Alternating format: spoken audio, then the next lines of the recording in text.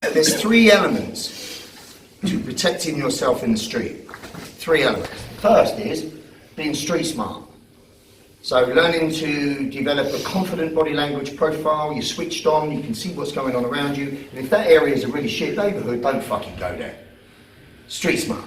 Yeah? Don't put yourself in stupid situations and stay switched on. Now, if you notice a pattern of behaviour that indicates there could be a problem, you're likely to see it early enough to escape, to avoid it totally, which is the best of all. Do you understand?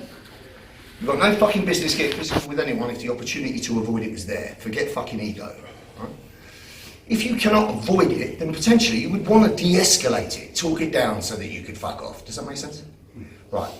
If those options are not available to you, the only option left is physical violence. And that can be determined by him or you. The second element of self-protection, if you like, which both now are physical, is that I am preemptive.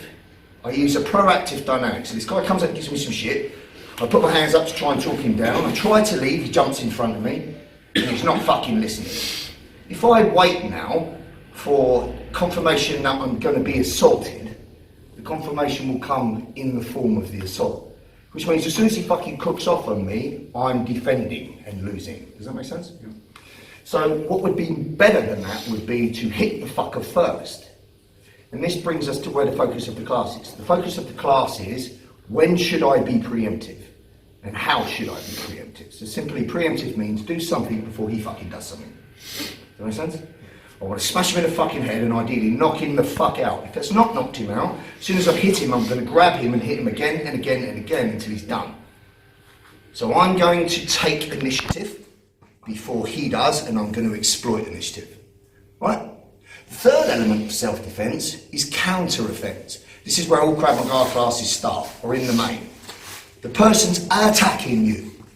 So one, you didn't see it coming because you're fucking a switched off dummy walking down the road texting on your phone. And two, the person now has encroached upon you in a physically violent sense before you've had a chance to even get your hands up.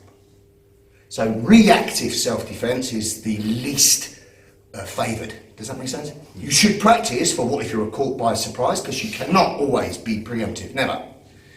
But ideally you want to be preemptive. So I'm going to give you the examples of when to be preemptive tonight, right? So you are aware, you're switched on enough to recognise that somebody's showing an interest in you and they're approaching you. All violent situations will start one of two ways. The most favourable way for a criminal to assault you would be ambush. Now, if you're texting on your phone, listening to your fucking iPod, and he just attacks you from the flank, beats the fucking granny out of you, and when you woke up, you don't even see it. You didn't see nothing. Does that make sense? That's preferred method. That's why you should be aware. Switched on. Condition yellow. The other is, somebody sees you and you see them, and they start the initial pre-fight engagement with some kind of dialogue. So they come up to you with introductory dialogue, and that could be really deceptive in order to deceive your attention if they wanted to rob you or do something else. It could be incidental, they could be making out like they know you, just trying to make you fixate, or it could be extremely aggressive. So aggressive, for example, of a pre-fight dialogue would be you make eye contact, his elongated stares, what the fuck are you looking at? You've got a fucking problem, you little cunt. This kind of thing. So profanity, expletives, aggression, designed to make you capitulate. And to be honest, if you look at modern male now, between the ages of 16 and 35, they're fucking pacified quite significantly. So much so, you don't know who wears the pants in the family. The days of the alpha male's fucking gone, mate. Hunter-gatherer is gone, although now it's all cross-gender shit. But my point is that most guys that are experiencing that kind of way of living will capitulate completely in the face of aggression. Which means it doesn't matter if they've been studying martial arts or Krav Maga for the last 3 years, they're not going to be able to access their physical skill because they can't deal with the emotional trauma. Does that make sense? Yeah. Yes or no? Right? So there's a need for you to understand how to control adrenaline, and there's a need to recognise that your best fucking chance is to hit this fucker first. Now, even if you hit somebody hard enough to separate so that you could run, this would be a good option, particularly a good option for a woman. It's called the stun and run tactic. Just because you can have it doesn't mean you should be standing there going toe to toe, because lots of other variables will kick in. Other people, a weapon could be produced, or enforcement, fucking total strangers will jump in.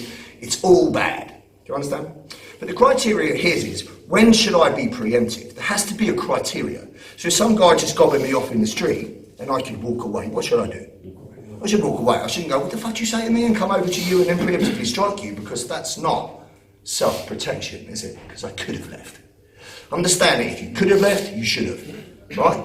We're working off the context of, he wants to give me a problem, I'm not interested, I go to leave and he very abruptly stops me.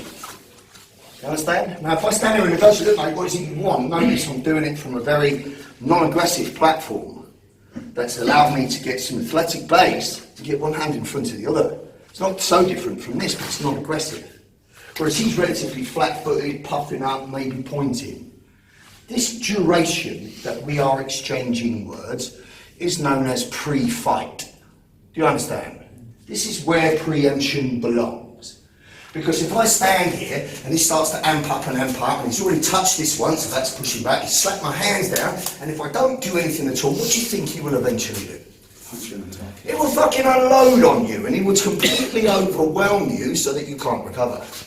That's the tactic that you need to employ on him first. So Miyamoto Musashi, the one that wrote the Book of Five Rings, warring strategist, said there's 3 preemptions.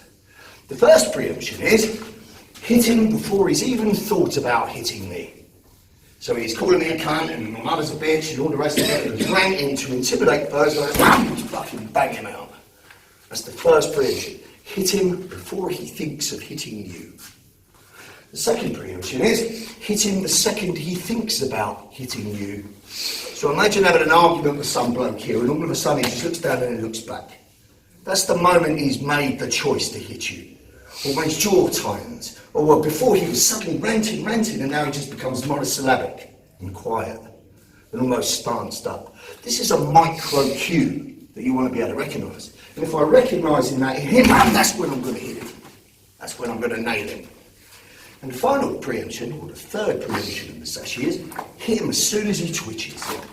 So if he closes his hand, I'm hitting him. If he shifts weight, I'm hitting him. If he furrows his brow, I'm hitting him. If he drops his chin, bang, I'm hitting him. Do you understand?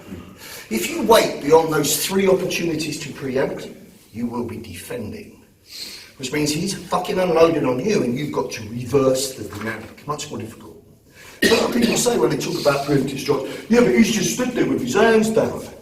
Well, think about it. How do people come up to people and dialogue and intimidate? They come up to you, then they puff themselves up with energy.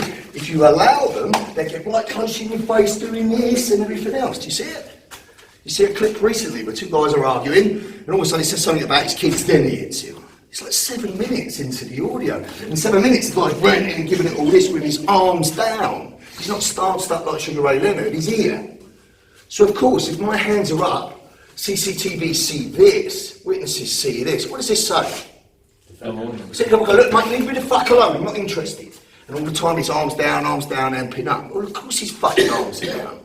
He's not stanced up yet. We're not in a fight yet. It's not started yet. Does that make sense? So here would be your opportunity to fucking preempt. And as soon as you preempt, the ideal would be it's man down completely. So on a pad, that looks like as soon as you hit him with good impact, and obviously good impact has got to be present, body weight transference, depth of target, and hit with bad fucking intentions. If it was a good shot, so let's use an example, a palm strike, open-handed strike, and I'm looking to hit with this bone to any bony fucking layer of his body, right, of his head. So if I hit his forehead, that'll shake his brain. If I hit his chin, in the side of the ear or the back of the skull, any hard bony area will give me purchase when I hit it and shake the brain. So understand how a knockout occurs. The hand hits the head hard and fast. The head accelerates. The neck muscles tighten and de-accelerate the head. And because the brain is floating in fluid, it moves a split second later and then crashes inside of the skull. Depending on the force of the strike, it will rebound and continue to crash inside the skull.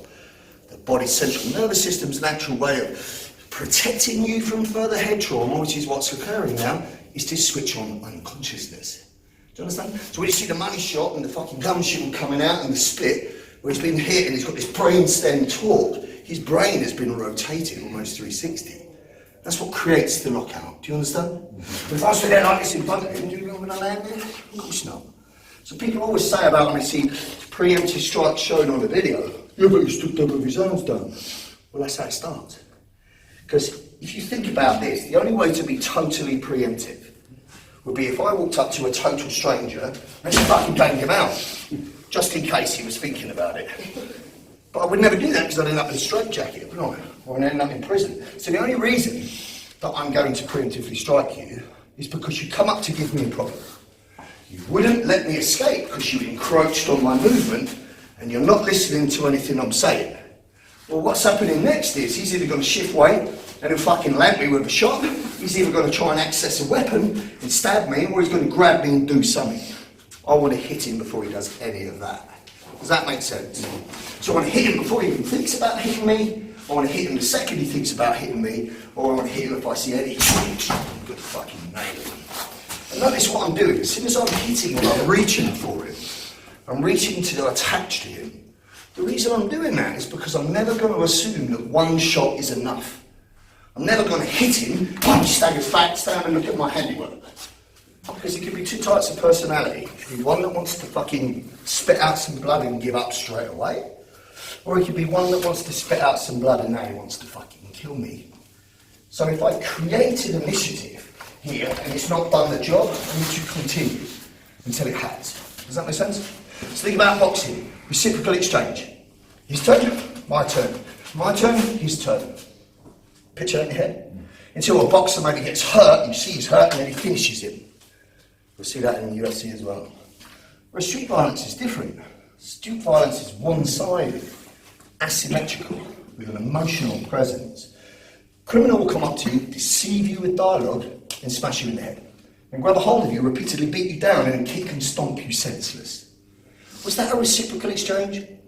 Or was that a one-sided beating? What do you think? Of course it is. One-sided beating is what works. That's why we're using it. So this actual principle of hitting first and continuing your attack so he cannot recover or retaliate comes from criminality.